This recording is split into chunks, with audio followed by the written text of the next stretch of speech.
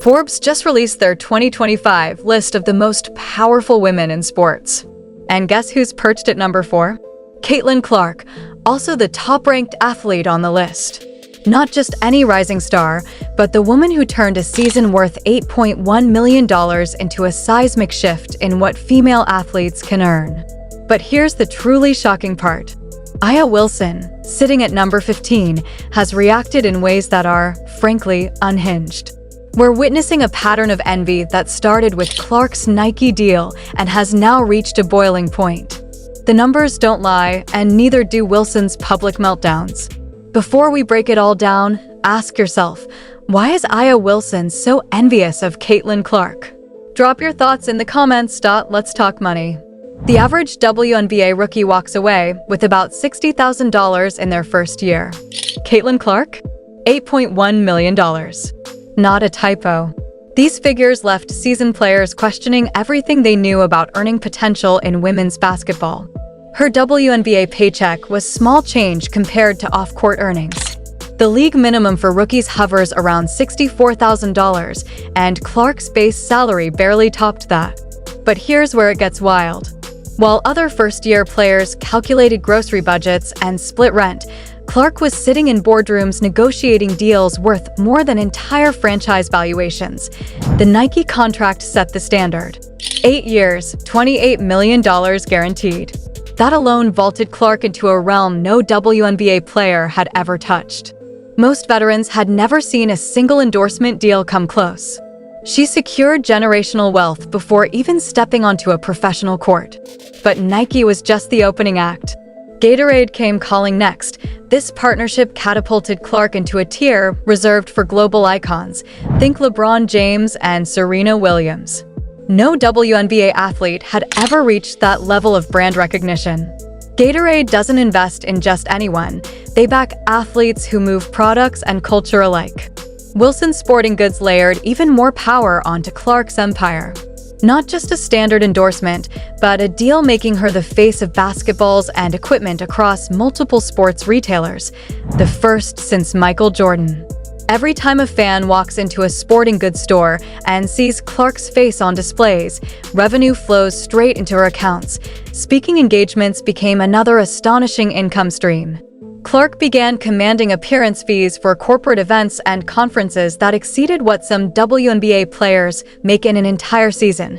Companies weren't just paying for Caitlin Clark's basketball skill. They were investing in her ability to pack arenas and generate unstoppable buzz. The television numbers tell the real story.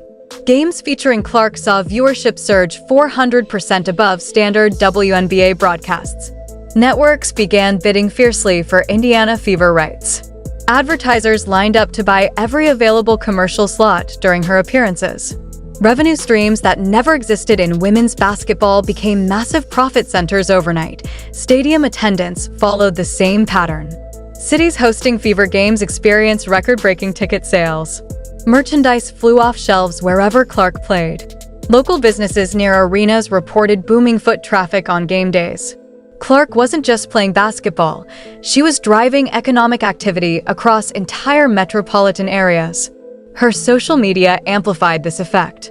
Millions of followers engaged with every post, creating marketing reach brands could barely achieve through traditional campaigns. Companies saw Clark attracting demographics that had never cared about women's basketball before. Her Forbes ranking as the top basketball earner made the financial gap crystal clear. Clark's $8.1 million dwarfed the next closest, Sabrina Ionescu, at $6.3 million. That difference reflected the premium brands were willing to pay for Clark's unique combination of talent and marketability. Corporate America understood what fans already knew. Clark had something special that couldn't be taught or copied. She brought new audiences into the sport while maintaining the respect of longtime supporters. Her success proved female athletes could command unprecedented money when performance and personality aligned. Clark didn't just shatter earning records. She redefined what was possible for women's basketball players in commercial and market terms. Some veterans watched this rise with simmering resentment, revealing cracks in the league's established hierarchy. Aya Wilson's envy didn't appear overnight. It had been building. bubbling through subtle social media posts and interviews, revealing exactly how she felt about Clark's meteoric ascent. The pattern started early and worsened as Clark's star continued to rise. The Nike deal broke Wilson's composure first. While Clark celebrated historic contracts, Wilson posted on social media questioning why rookies received treatment veterans had earned over years, never naming Clark, but the target was obvious. She began sharing old photos with Nike executives, reminding everyone of her own brand ties. That subtle messaging escalated over weeks. Wilson started daily posts about veteran accomplishments, newcomer expectations, and paying dues. Each post felt like a direct response to Clark's media domination. Her Instagram stories evolved into a running critique of hype and perceived favoritism. The I Have a Shoe Too campaign became her most desperate attempt to reclaim attention. She posted her Nike signature shoe from every angle, tagging the brand and emphasizing loyalty and longevity. Throwback content from past shoe launches, rarely shared before Clark's arrival, suddenly flooded her feed. Time magazine's Athlete of the Year announcement pushed Wilson further. Her congratulations to Clark lasted a single sentence, devoid of enthusiasm. Compare that to the multi-paragraph posts she made celebrating other athletes' awards. Social media comparisons worsened when Wilson's own shoe sales stagnated, while Clark's endorsements dominated headlines. Retail reports confirmed it. Wilson's shoes remained on shelves while Clark's products sold out instantly. Jealousy extended to speaking engagements. Wilson began posting about her appearance fees for the first time ever, sharing backstage photos and mentioning corporate events in ways that felt forced. For years, she had quietly done corporate appearances, but Clark's high-profile speaking deals changed everything. Her social media shifted toward questioning Clark's impact on the sport, citing veteran scoring records, viewership numbers, and established contributions in ways that read like thinly veiled responses to Clark's success. Wilson repeatedly used phrases like real impact and sustained excellence to undercut Clark's achievements. Her commentary on media attention grew sharper as the season progressed, with pointed digs about hype versus substance and the importance of paying dues over time. These weren't general league observations.